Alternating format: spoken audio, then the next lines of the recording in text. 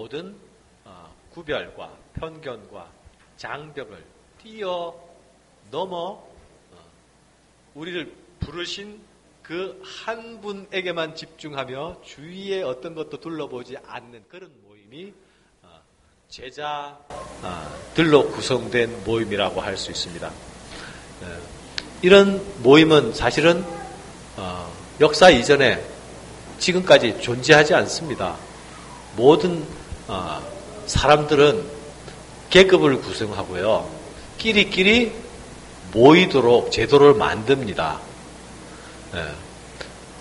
성별은 성별대로, 계급은 계급대로, 재산이 많으면 많은 대로, 뭐 색깔대로 해서 계속 그 만들어 놓은 격자 무늬 같은 그 틀 속에 사람을 가두고 규정해서 그 안에서 소위 자기들의 존재 증명을 하려고 하고 자기들의 기득권을 보호하려고 합니다. 그게 세상의 속성입니다. 지금은 양반과 상놈 제도가 없다고 하지만 없는 가운데 지금 새로운 계급이 만들어져 가고 있잖아요. 우리나라 사회에도. 그죠? 여러분 아시죠? 그죠? 새로운 계급이 만들어져 가고 있다는 것을. 그러니까 누군가는 계속 그 계급을 만들어 나가야 자기 존재 증명이 되기 때문에 그걸 하려고 하는 거예요.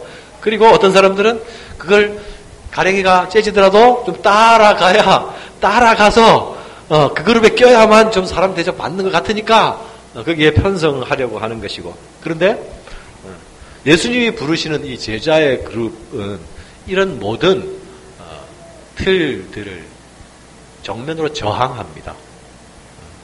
정면으로 저항하고 이런 격식을 모두 깨트립니다.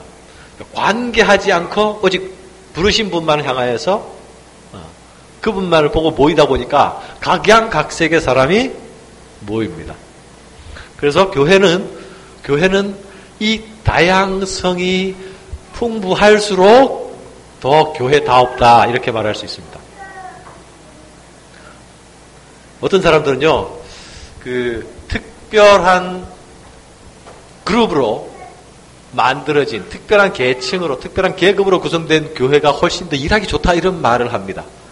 일하기에는 일면 어쩔지 모르겠어요. 그런데 교회됨을 이루는 데는 굉장히 문제가 많다. 여러분 이전에 한 10여 년, 15년 전에 이런 교회 이름을 들어봤는지 모르겠어요. 버클랜드 교회라고 들어보셨어요? 네. 버클랜드 교회, 소위 미국에서 시작한 한국인 교회인데 그 대학가 앞에서 대학생들을 전도함으로 소위 미국 유학한 석박사 과정의 학생들의 이 구성원이 되어서 이제 그 일을 계속 오래 하니까 그 사람들이 거기서 정착도 하고 박사도 되고 또 한국에 들어온 사람들은 자기들이 그 교회 출신이라서 한국에서 또 그 교회를 만들어요. 버클랜드 교회. 네. 서울에만도 2개 있었습니다. 요즘은 그 이름을 안 쓴다고 합니다. 네. 제 사랑하는 후배 중에 하나가 그 교회 목사가 돼 있어요. 어쩐 일로. 네.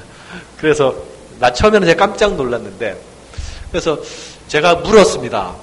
내가 볼 때에 니네 교회는 굉장히 기형적인 구성을 가지고 있는데 교회 구실을 제대로 하나?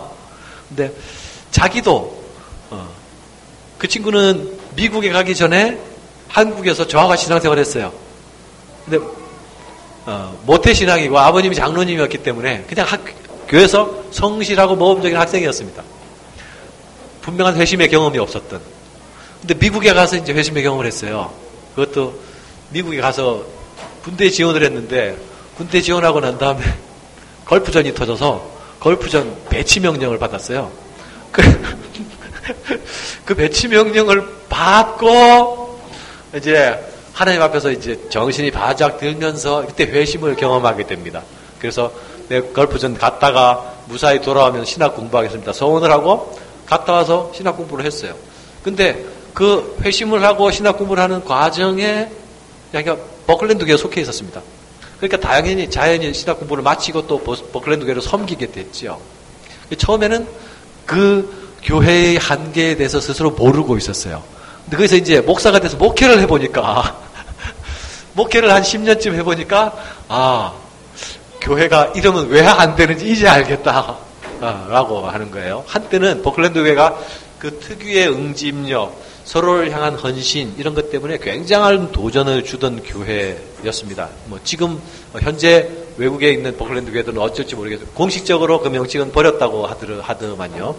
그런데 목사가 교회가 무엇인지 알게 되고 교회가 어떠해야 하는지를 아는 상황에서 다시 자기 공동체를 보니까 굉장히 그 문제가 있더라는 거예요.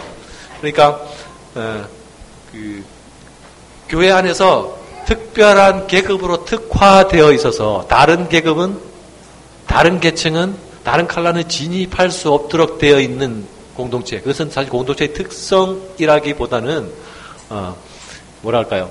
공동체의 블록, 장벽이라고 할까요? 네. 문턱, 공동체의 문턱이다. 못 넘어오게 만드는. 네. 이 문턱은 없을수록 좋다. 근데 우리 공동체도 안에서는 아무도 못 느끼고 밖에서 딱 보면 보일 수 있는 그런 문턱들이 충분히 있을 수 있지 않겠나. 네. 그래서 우리는 새로운 사람들의 귀를 잘 기울여야 됩니다. 새로운 뭐가 어색하고 뭐가 특별해 보이는지 사실 새로운 사람 눈에 제일 먼저 뜨이거든요. 근데 우리는 새로운 사람 말이라고 잘 안 들여려고 해요. 근데 우리 안에 있는 사람은 모습이 안 보여요. 저도 몇 달 되었다고 이제 문제가 안 보이려고 그래요. 처음에 오니까 낯선 부분들이 팍 들어오던데 이제 벌써 익숙해졌는지 이제 낯설어 보이지 않는 거 보니까 저도 이제 감각이 떨어지는 거예요. 새로운 사람들이 계속 우리 안에 문제를 이렇게 짚어주고 해야 우리가 스스로 만들고 있는 장벽들이 어떻게 낮아질 수 있을지.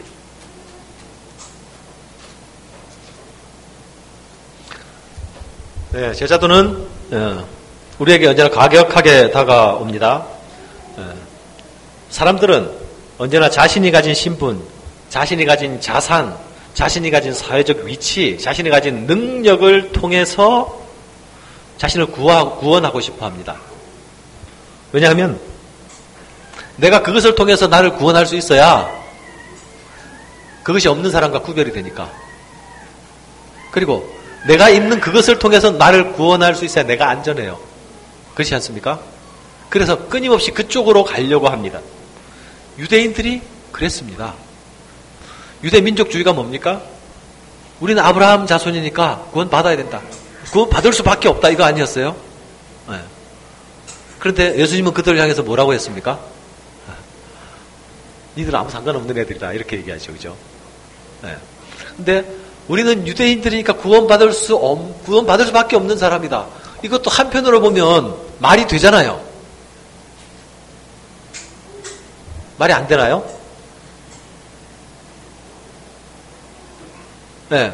그들이 아브라함의 언약을 굳게 붙들고 있다면, 그래서 그들이 언약 백성임을 주장하고 우리는 구원을 받아야 된다고 주장하는 거라면 우리는 어떻게 반박할 수 있겠어요?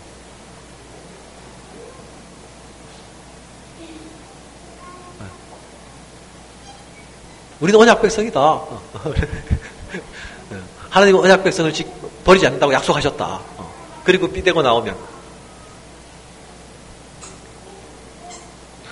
사실 요시야 개혁 이후에 유다 왕국이 멸망할 때요, 바로 이 논리하고 예레미야하고 붙어가지고요, 예레미야가 쌍코피 터진 거 아닙니까? 네.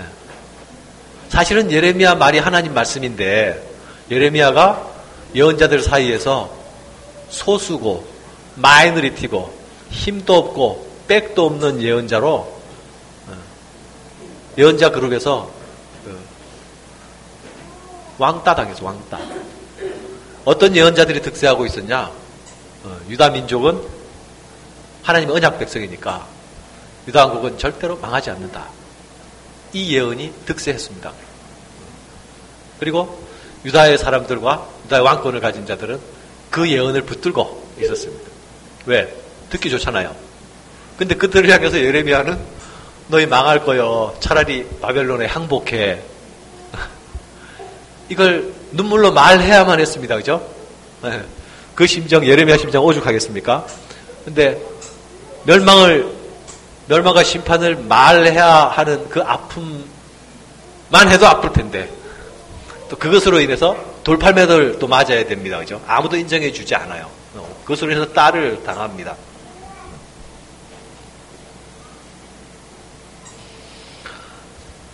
예수님 당시에 그 제자됨에 대해서 이야기할 때, 하나님 나라의 상속에 대해서 이야기할 때에 그 혈통적 상속을 유대인과 바리새인들은 주장하고 믿었습니다. 그것은 이미 그들이 자리하고 있는 그 기득권을 보장해주는 소위 신학적 틀이었습니다. 그런데 예수님은 그들의 그런 스스로 안전 가운데 거하려고 하는 그런 신학적 틀을 공격하고 산산이 부숴버리고 무너뜨려 버리십니다. 그러면서 나를 따르는 자들은 사람들에게 오해를 받을 것이고 사람들에게 핍박을 받을 것이고 또 심지어는 나를 따르는 자들은 자기 목숨까지 내어놓아야 한다고 말씀합니다. 그리고 그 자들이 하나님 나라를 자기 것으로 소유할 것이라고 말합니다. 그러니까 우리가 자주 속고 또 빠지려고 하는 딜레마가 이겁니다. 하나님 나라도 한 손에 쥐고 그 다음에 세상의 인정과 이해도 받고 또 이 땅에서 목숨도 잘 보존하고 하나님 나라도 굳건히 지키고 이거 두 개를 동시에 하고 싶은 거예요. 근데 결과적으로 두 개를 동시에 지키는 것이 불가능하지는 않습니다. 아는 것 같아요. 그런데 주님은 우리에게 먼저 결단을 요구하셔요. 소위 그분을 따르는 자들에게 둘 중에 하나를 택해라. 우선순위를 택하라는 거죠. 어디에 너희를 걸래? 너희 안전에 걸래? 아니면 목숨을 걸고 나를 따르는 일에 걸래? 먼저 결단을 하고 따라오게 하십니다. 그래서 그 결단한 자들이 모든 것을 걸고 따라올 때에 하나님 우리에게 내놓은 생명을 돌려주시기도 하고 아니면 내놓은 생명을 그대로 접수하시기도 하고 이러면 또 시험 들어요. 결국은 접수한단 말이지 이렇게. 사도행전 보면요. 예수님의 제자들이 이렇게 줄줄이 죽어가잖아요. 그죠? 네. 복음서에는 세례 요한이 목배임을 당하고 또 사도행전 들어가면 또 야고보가 또 죽임을 당하고 이렇게 하나씩 죽임을 당해 가죠. 그런데 그 사도행전 스데반의 죽음도 또 나타나고요. 근데 그런 죽음을 보면 야 이거 적어도 나는 이런 개죽음은 안 당하는 게 복이겠지 라는 마음이 드는 겁니다. 아무리 그게 그 찬란한 영광의 자리라 하더라도 돌 맞아 죽는 자리에 내가 있기를 원하는 이런 마음이 우리 안 들잖아요. 그죠? 목 베어 죽는 자리에 내가 있기 이런 것들은 꺼리잖아요. 그런데 예수님이 우리가 출발할 때 이미 그가고 하라 하고 출발하라고 말씀하셨다는 것을 우리 자꾸 까먹어요. 그 대가를 지불할 각오를 하고 출발하라고 하시면서 우리 자꾸 까먹고 각오하고 대가를 치르고 난 다음에 얻게 될 것만 계속 생각해.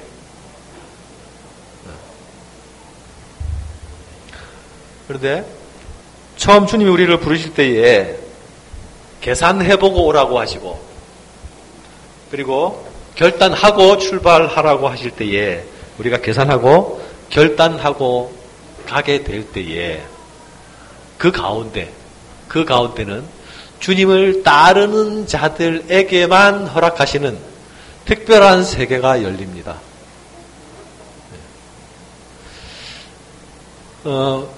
성경에 나타나는 제자들의 순교도 있지만 대부분 예수님의 직계 제자들의 순교는 성경에 나타나는 것보다 안 나타나는 게 훨씬 많죠. 그리고